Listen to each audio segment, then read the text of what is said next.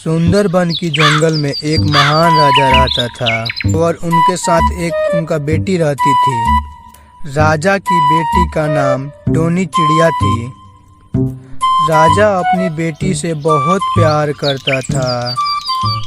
तो टोनी चिड़िया एक दिन बोलती है कि पिताजी मैं आज जंगल का सैर करना चाहती हूँ और साथ में सहेलियाँ भी जानी चाहती है।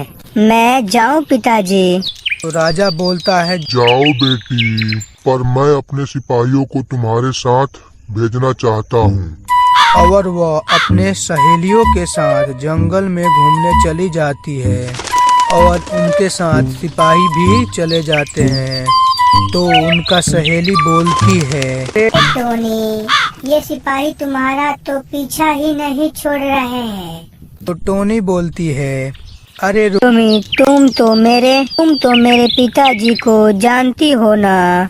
टोनी और उनका सहेलियों जंगल का सैर करने लगती है और पूरा जंगल का सैर करने के बाद अपने घर चली जाती है। तो राजा बोलता है अपने पत्नी से, रानी जी, मैं चाहता हूँ कि टोनी का विवाह उस घर में किया जाए जिस घर का राजा बलवान और शक्तिमान और बुद्धिमान हो।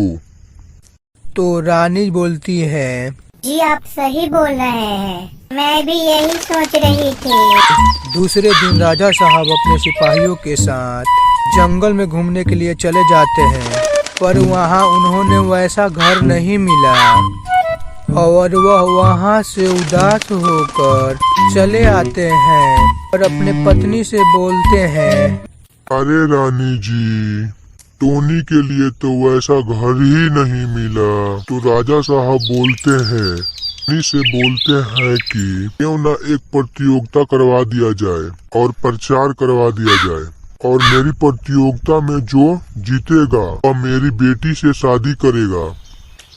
पर उनका पत्नी बोलती है, पर स्वामी जी, प्रतियोगिता का नाम क्या होगा? नाम तो बता दीजिए। उस प्रतियोगिता का नाम राजा साहब ने शक्तिशाली धनुष रख दिया और वह बोला कि जो इस धनुष को तोड़ेगा वह मेरी बेटी से शादी करेगा।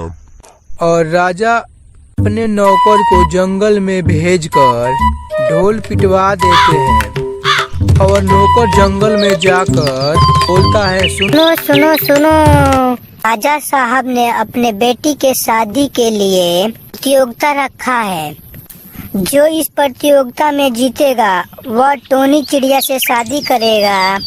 और उस प्रतियोगिता में राजा साहब ने अपने शक्तिशाली धनुष को रखा है और जो शक्तिशाली धनुष को तोड़ेगा उनसे राजा साहब अपने बेटी का शादी कराएंगे। और उस दिन जंगल में बहुत शोर शराबा रहता है और उधर जंगल में बड़े बड़े राजा साहब इकट्ठा होते हैं और इधर टोनी चिड़िया महल में तैयार हो रही होती है। तब भी उसका सहेली बोलती है, चिड़िया, देखते हैं कौन विजेता बनता है। और प्रतियोगिता शुरू हो जाती है और बारी बारी से एक एक चिड़ा आते हैं और धनुष को नहीं तोड़ पाते हैं। अंतिम समय में एक राजकुमार आता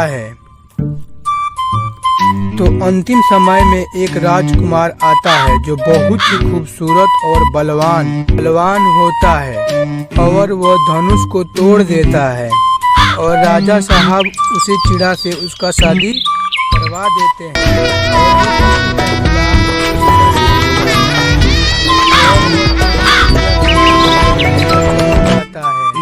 और वह दोनों एक साथ अपना जीवन यापन करने लगते हैं।